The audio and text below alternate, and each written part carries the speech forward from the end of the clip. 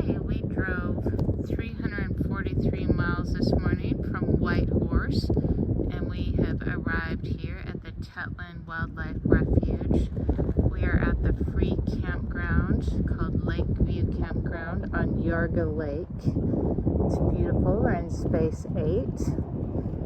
There is a bit of wind today. It looks like we may have some rain. Not supposed to be here till tomorrow, but still a beautiful free campground.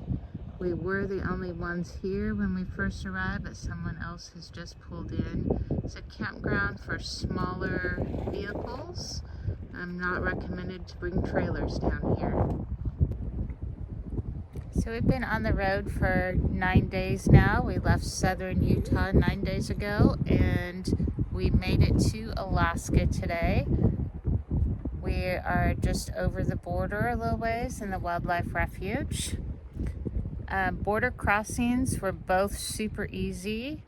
We just answered their questions and had no problems at all. We were a little leery of having too much food with us, so we had very little, but they did not ask anything about food at all.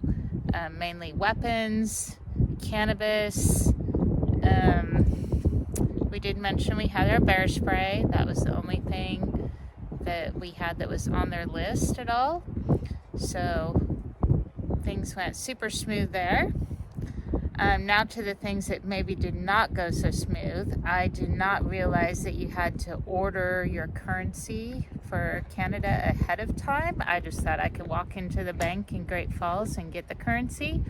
I did go online the day before and realized I needed to order it. So I put in an order. Everything was good. It said it would be ready at noon the next day. I paid $15 extra for it to be ready at noon. And then later in the day, I got an email saying it would not be ready until noon on the following Monday, and we were not going to be in Great Falls at that point. So I called the bank. They were super nice and said they would just refuse the order. So it was deposited back into my account, so that wasn't an issue at all. But then we had no Canadian money to go through Canada, which really wasn't a big deal. We didn't really need any cash anywhere. We did when we stopped to see friends in Spruce Grove. We bought a little bit of Canadian money off of them, so we would at least have a small amount of cash in case we needed it. And we did use it at a couple stores when we were just buying something small, but we still have some left. We didn't need it anywhere else. Fuel prices, I believe the most we paid was today. We paid $2.45 a liter in Beaver Creek. We didn't get very much. Probably didn't need to get any at all, but we just wanted to be on the safe side, so we went ahead and got a little bit just to be sure we didn't run out on our way to the next station. So far we have spent approximately, because I just did the conversion myself to US dollars, but we have spent about $1,142 in fuel.